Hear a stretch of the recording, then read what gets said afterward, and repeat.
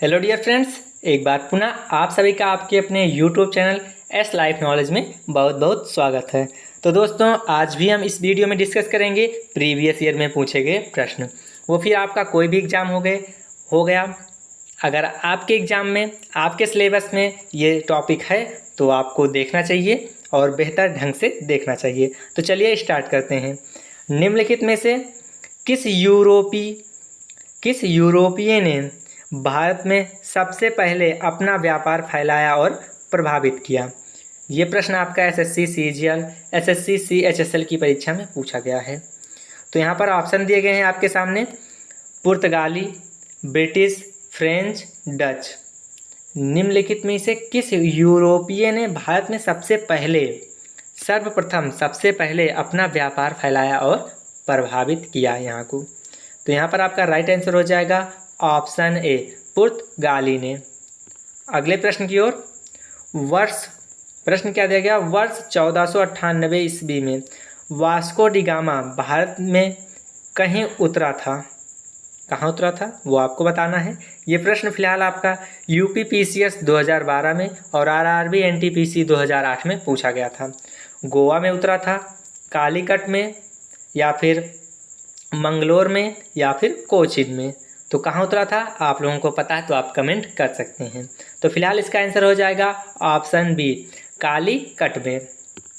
अगला प्रश्न यहाँ पर आपका, वास्को डी गामा कहाँ का रहने वाला था? वास्को डी गामा कहाँ का रहने वाला था? बीपीएससी में पूछा गया प्रश्न है, एसएससी में पूछा गया प्रश्न है। एसएससी में 2011 में पूछा गया था और बीपीएससी में 2003 में। अमेरिका का, हालैंड का, या फिर पुर्तगाल का, या फिर फ्रांस का? वास्को डी गामा कहाँ का रहने वाला था?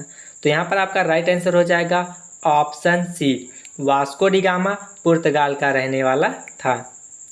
अगला प्रश्न यहाँ पर आपका दिया गया है, वह अंग्रेज जिसने सम्राट जहांगीर के दरबार में आकर भेंट किया था।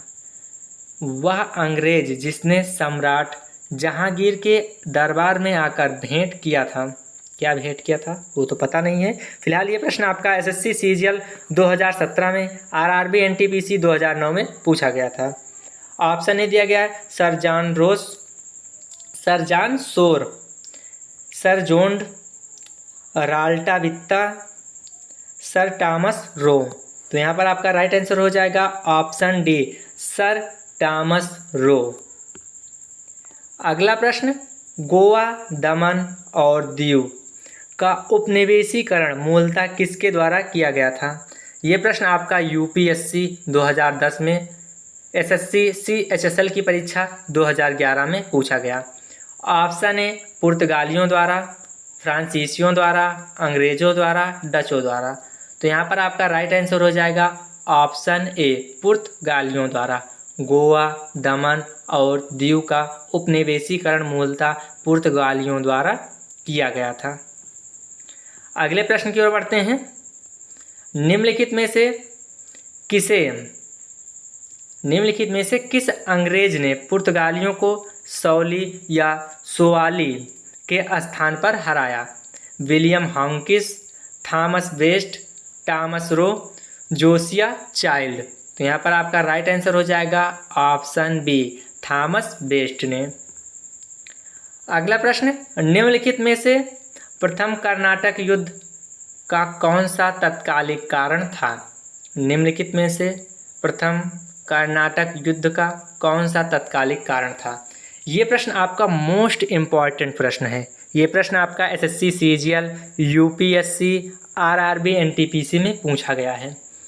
ऑप्शन है ऑस्ट्रिया की राजगद्दी की जंग, कर्नाटक की राजगद्दी का मामला, अंग्रेजों द्वारा फ्रांसीसी जहाज़ों का अधिग्रहण, अंग्रेज और फ्रांसीसियों के बीच प्रतिद्वंद्विता।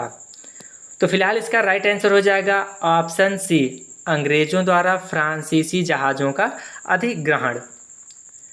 अगला प्रश्न यहाँ पर आपका दिया गया है, भारत में 1612 ईस्वी में अंग्रेजों ने अपनी पहली फैक्ट्री कहाँ स्थापित की थी? ये प्रश्न भी आपका बहुत ही ज़्यादा इम्पॉर्टेंट है। ये आपका बीपीएससी, यूपीपीसीएस, एसएससी सीजीएल की परीक्षा में पूछा गया है। गोवा में, बंगाल में हुगली, आर्कट, सूरत। तो फिलहाल इसका राइट आंसर हो जाएगा ऑप्शन डी, सूरत। अगला प्रश्न यहाँ पर आपका दिया गया है, किसे जहांगीर ने खान की उपाधि से सम्मानित किया? किसे जहांगीर ने खान की उपाधि से सम्मानित किया? Hawkins, sir Thomas Roe, Edward Terry, इनमें से कोई नहीं। तो यहाँ पर आपका राइट आंसर हो जाएगा ऑप्शन ए, हॉकिंस। हॉकिंस को किस उपाधि से सम्मानित किया गया? खान की उपाधि से। अगला प्रश्न दिया गया है, डचों ने अपनी पहली फैक्ट्री 1605 ईस्वी में कहाँ स्थापित की? ये प्रश्न आपका एसएससी CHSL की परीक्षा में और RRB NTPC में पूछा गया है। तो फिलहाल यहाँ पर ऑप्शन दिए गए हैं, आप देख पा रहे हैं। तो इस प्रश्न का आंसर आप लोगों को कमेंट में कमेंट करके बताना है। तो चलिए दोस्तों, मिलते हैं फिर एक नए वीडियो के साथ। तब तक के लिए जय हिंद, जय भारत।